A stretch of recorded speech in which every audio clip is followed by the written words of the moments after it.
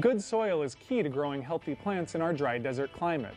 Unfortunately, our native soils are naturally hard and compact and don't provide nutrients plants need to thrive.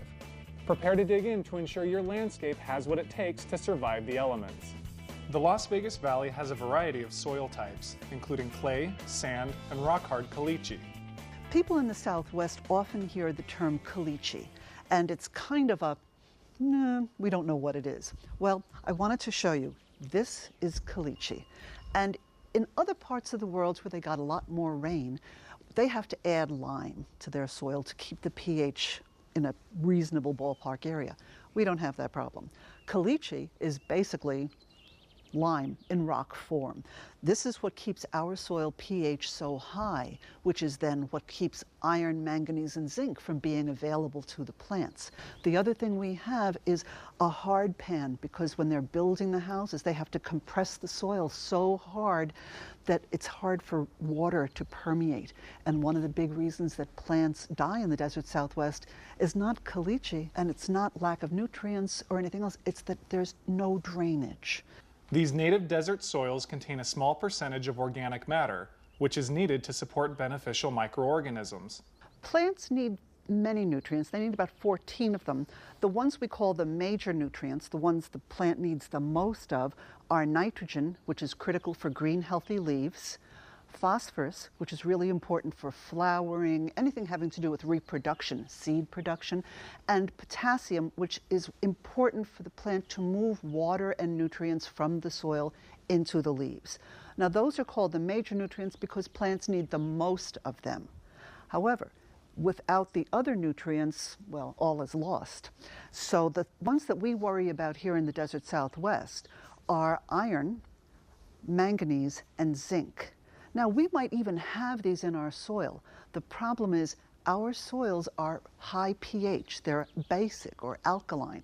And because of that, the plants aren't able to utilize those nutrients even if they were in the soil. A visual assessment of your soil quality is a good first step in designing or remodeling your landscape. But experts also advise having your soil tested.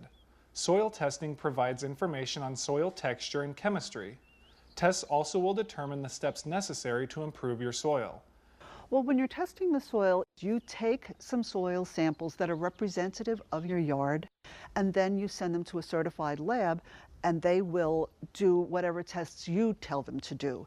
The basic test that you mostly see is for the major nutrients. Sometimes they will also assay what's called organic matter, also something we would call compost. And you can get those numbers from the lab, and a lot of times what the lab will then do is give you recommendations based on what you're trying to put in your yard. Your analysis is complete, but you're not ready to plant just yet. Since successful plants rely on healthy soils to support them, you'll need to do a little more work before anything can go into the ground. Start with reducing soil compaction. When soil is compacted or loses pore space, it's harder for water to infiltrate, and the soil has less water-holding capacity. To break up compacted soil, use a rototiller or a pickaxe for smaller areas and soak the ground to soften it. Loose, soft soil allows plant roots to spread easily. Working organic matter or fertilizer into the soil is called amending the soil. It's better to amend the soil rather than wait for nutrients to work their way into it. Create a mix of 1/3 fertilizer to 2/3 native soil. Native plants can survive with less, but the amendments help reduce plant stress during transplant. Using the wrong type of amendment can be detrimental to our soils and water, as well as a waste of time, effort, and money. Experts recommend using composted organic material, which can decrease potential problems such as disease and weed seeds. A good store-bought fertilizer will also work. On any fertilizer package, what you will see are 3 numbers. The first number is always going to be nitrogen. The second number will always be phosphorus, and the third number will always be potassium. But of course, you want to also make sure that the other nutrients are present, so you don't just want to add those 3 without the iron, the manganese, zinc, and the rest. Then you could have some problems. You can really cause your plants to fail because they're not going to get everything else they need. Now comes the part you've waited for. Once you're done with the hard labor, then you can have the fun of selecting what plants do you want to grow, what do you want to do with your soil, if you're like me, you say, vegetables.